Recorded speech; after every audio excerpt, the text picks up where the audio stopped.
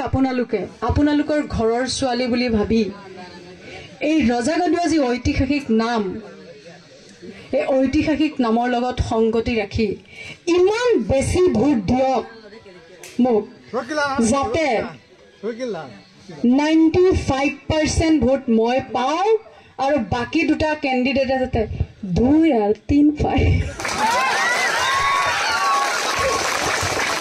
তেতিয়াহ'লে অসম নহয় ইণ্ডিয়াৰ ৰেকৰ্ড হ'ব আৰু ৰজাগাদুৱাৰ ঐতিহাসিক নামটো আৰু মই নতুন ছোৱালীৰ নামটো হৈতে আপোনালোকৰ নতুনত্ব সদায় জিলিকি ৰব ইতিহাসৰ পৃষ্ঠাত বা ইতিহাসৰ পাতত হেতুৱে আৰু হেয়া অনুৰোধ ৰাখিছো যে সকলো ৰাইজ যেহেতু জ্ঞানী হয় বুদ্ধিমান হয় অভিজ্ঞ হয়